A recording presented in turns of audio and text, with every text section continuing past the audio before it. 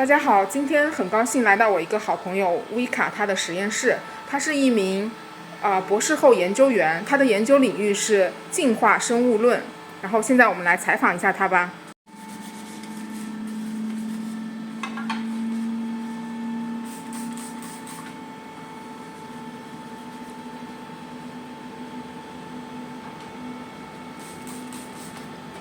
You can explain. So we want to go to stain cells with fluorescent markers, so we can see them in colors in fluorescent microscope.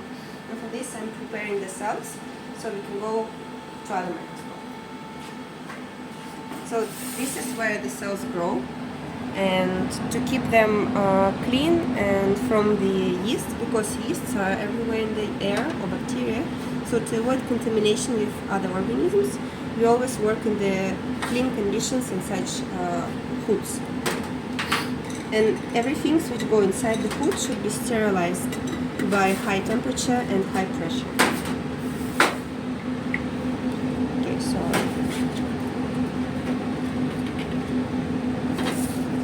I will add now a little bit of the media where the cells grow. This has different vitamins, yeast extract, and proteins inside. And now I add cells in there.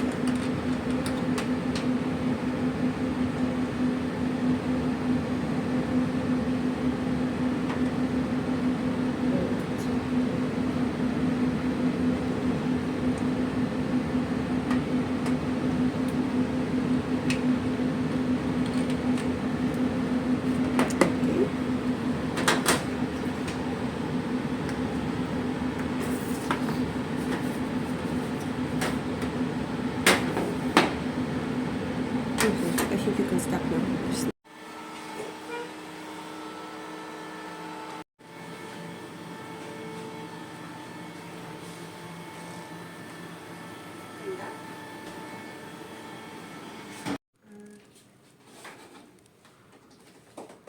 这是另外一个实验室，更高级的显微镜。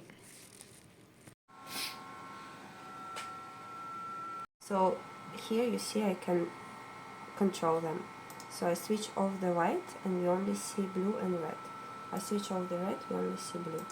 So in this way, putting different markers and taking picture of them and then overlapping them together, we can understand how the cell functions. So here I see where are the lipids in the cell, and then here where is the DNA. And I can a bit improve the picture, like decrease the background, so it's more sharp. And then The miracle of biology. and now, well, they are seen as blue. For our audience. Hi, audience. Hello guys, I'm now at my friend's Vika's lab.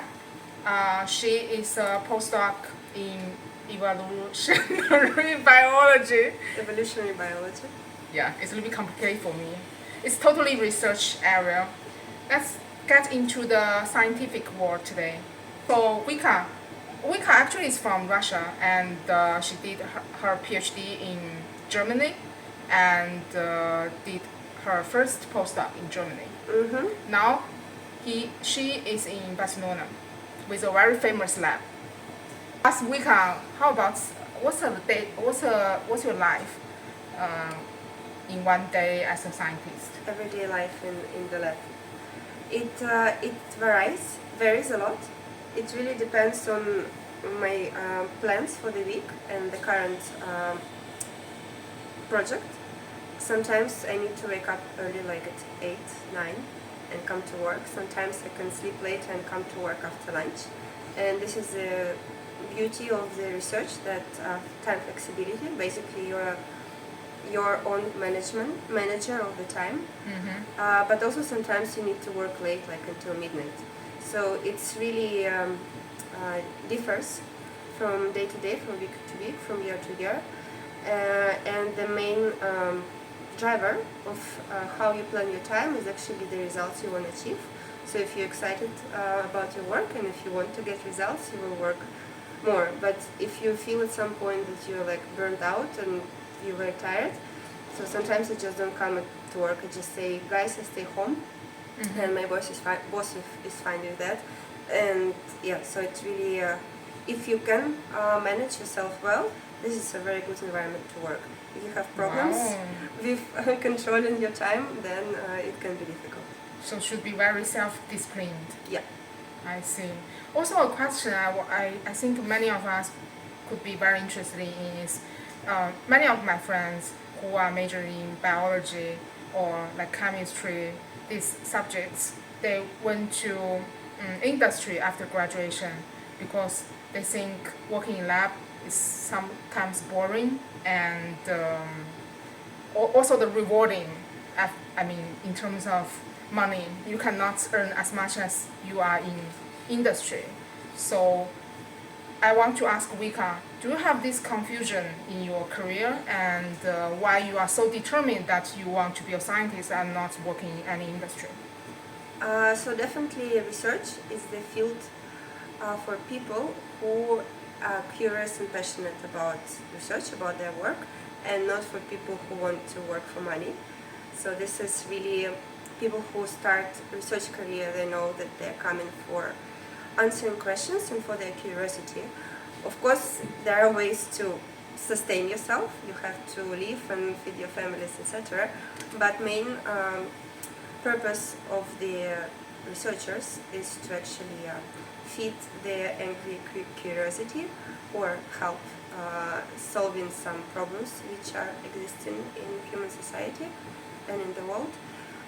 So yeah, this is always a dilemma because you have to spend quite some time worrying about your future and getting enough funds for research and for your own life.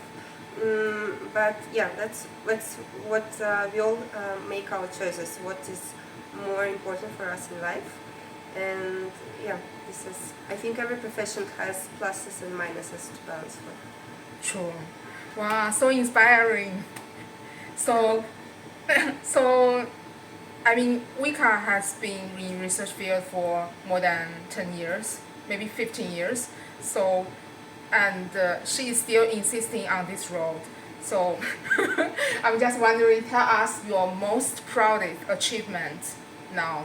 When you think about it, you think my achievement that I'm still in the research after so many years. I managed to stay in here because it's also a task to get funding.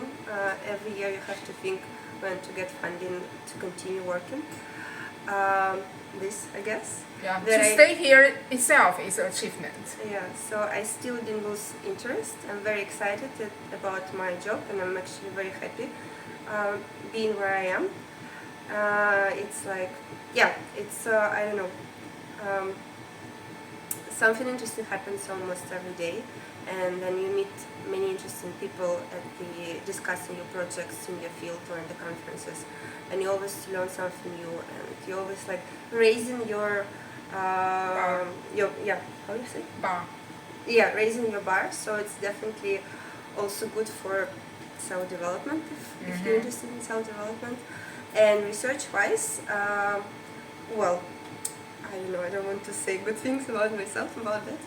You can say it because it's an achievement. But I'm very glad that I actually discovered new behavior of organism which we study, and this discovery of this behavior seems to be very promising for understanding our ultimate question, which is origin of animals.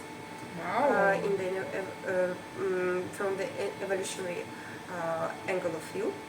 And so now I'm developing this branch of our research, and I soon hope to see fruitful results, and maybe you'll read about them soon. Wow, let's wish Vika has good luck and wish her best on her academic journey. If you are interested in this field, don't forget to contact us. See you. See you. Bye. Bye bye.